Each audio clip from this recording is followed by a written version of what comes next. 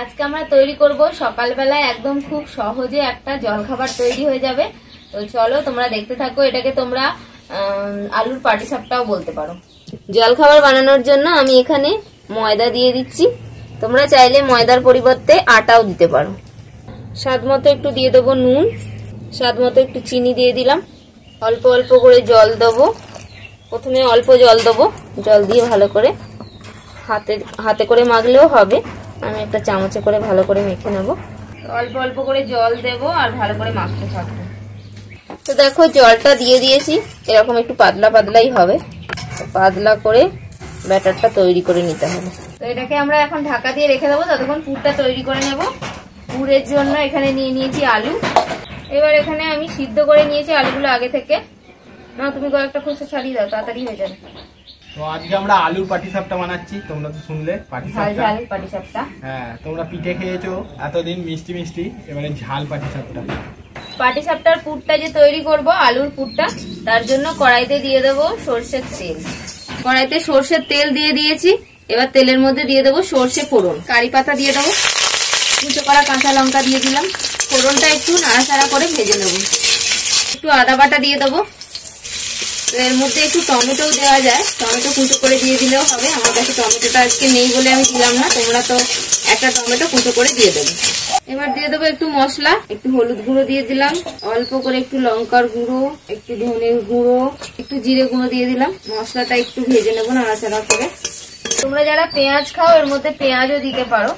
তো এবার আমি সিদ্ধ করা আলুগুলো ভেঙে ভেঙে দিয়ে দেবো।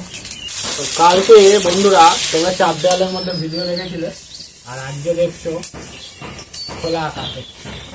আবার চলে এসেছি রান্নার ঘরে, রান্নার জায়গায়। আলুটা নাড়াচাড়া করে ভাজা হচ্ছে। আমি এবার একটু স্বাদ মতো দিয়ে দেবো নুন।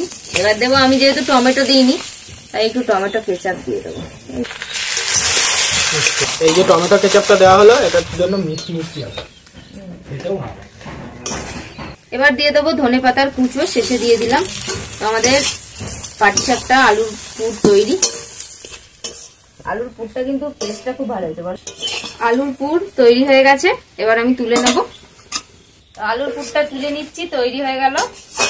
এবার আমাদের পাটিসাপটা তৈরি করতে হবে। তো দেখো আমরা পাটিসাপটা বানানো শুরু করে দিয়েছি। তো এটা প্রথমবার বানালাম, এর পরেরটা তোমাদেরকে দেখাচ্ছি। আলুর পুরের পাটিসাপটা দেখো। এবার আমি দেখি, তাওয়ার মধ্যে একটু তেল ব্রাশ করে দিলাম। তাওয়াটাকে গরম করে নেওয়ার পর তেলটাকে ব্রাশ করে দিতে হবে। এখানে যে ময়দার গোলাটা ছিল তার থেকে এক হাতা নিয়ে আমি দিয়ে দিলাম, একটু ছড়িয়ে দেব, হাতায় করে ছড়িয়ে দিলাম। এবার এটা একটু টেনে যাবে, ততক্ষণ পর্যন্ত অপেক্ষা করতে হবে। তো দেখো এইটা অনেকটাই টেনে গেছে। এবার আমি উল্টো দিকটাও একটু ভেজে নেব। পাটিসাপটায় আমরা এরকম ভাজি না, দুটো পিঠ ভেজে নিলে খেতে অনেক ভালো লাগবে। এবার আমি অল্প করে পুর নিয়ে নিলাম, আলুর পুরটা। এবার এর মাঝে দিয়ে দিতে হবে, এটাকে দিয়ে দিলাম। এবার এটাকে এইভাবে পাটিসাপটার মতন করে দিতে হবে।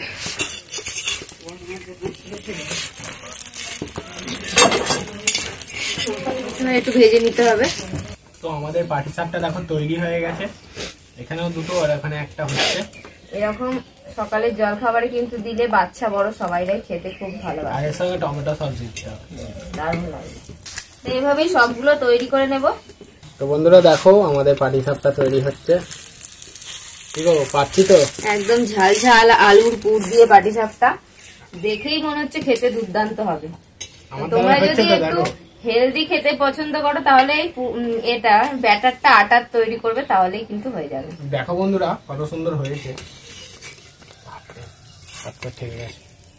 দেখো তো বন্ধুরা দেখো এরকম অন্ধকারে মধ্যে আমরা পাটিসাপটাটা করে নিলাম। আর অনেক অন্ধকার হয়ে গেছে, পাটিসাপটাটা একটা ভেঙে দেখাই। কত সুন্দর হয়েছে। তো তোমরা এভাবে সকালের জল খাবারে বানিয়ে নিতে পারবে। এরকম আলুর পাটিসাপটা একদম সহজেই হয়ে যাবে। তো কোনো তরকারিরও কোনো ঝামেলা নেই, আর রুটি তৈরি করতে হবে না, এইভাবে তৈরি করে নিতে পারবে। তো আজকের রেসিপি কেমন লাগলো কমেন্ট করে অবশ্যই জানাবে। আজকে ভিডিও ভালো লাগলে লাইক করে দাও। আজ তোমাদের এখানে শেষ করছি, দেখা হবে পরে ভিডিও। টাটা।